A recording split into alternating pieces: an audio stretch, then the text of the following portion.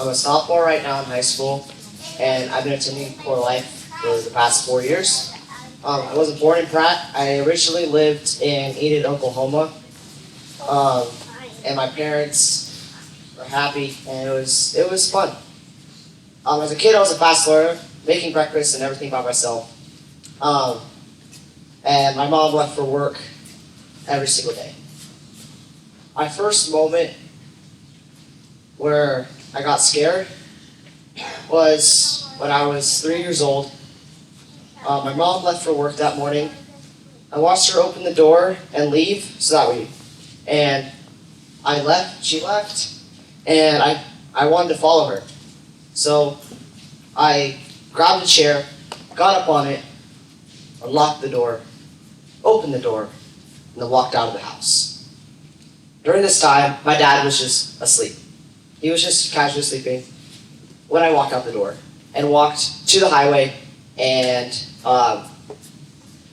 as I approached the highway, an officer stopped me, told me where I was going, took me back to my house. And I was scared because he knocked on the door multiple times, but no answer.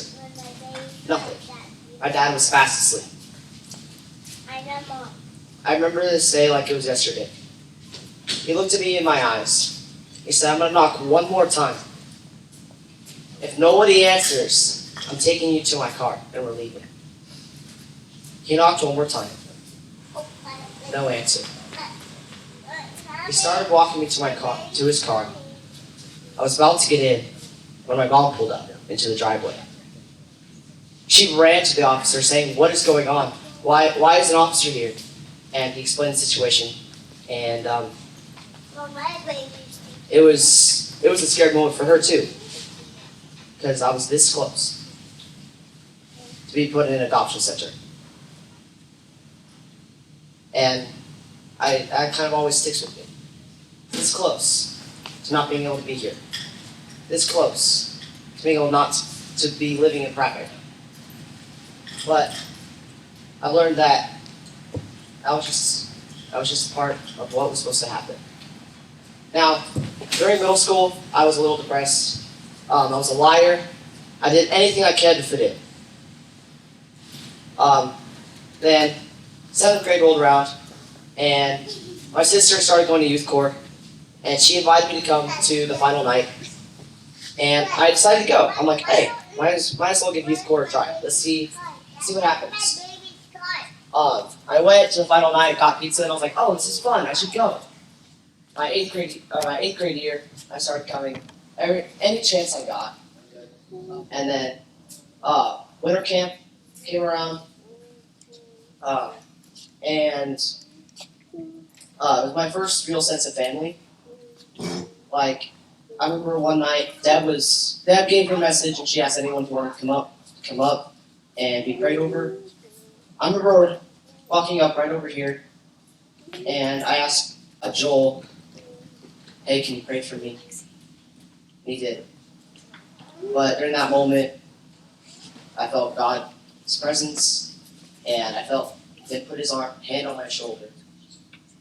Just broke the fine. I started crying. I've never felt this before, right? Like, I felt so isolated from everybody else, but here I am, around people who care.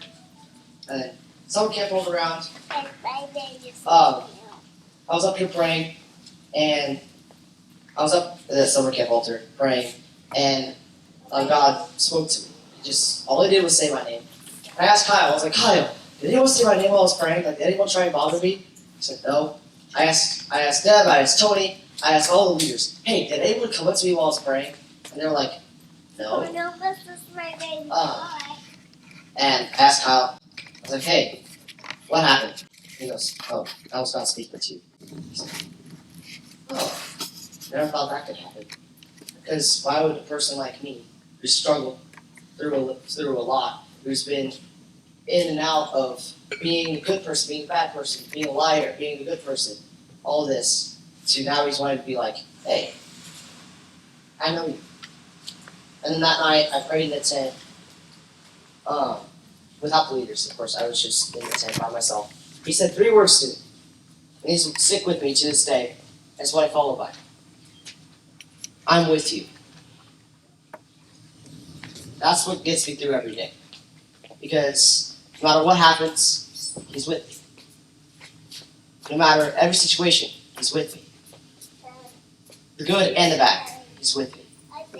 So through that, I've completely changed. I went from wanting to be an aerospace engineer who gets paid $100,000 every year just to build spaceships, to now striving to go to Berkeley College and doing something completely different, to now striving to become a youth pastor one day, doing what Kyle does, doing what Avery does, doing what all these people do. Just being here with you guys and getting to talk to you guys. So, let me tell you, God changes your life, for sure. Thank you.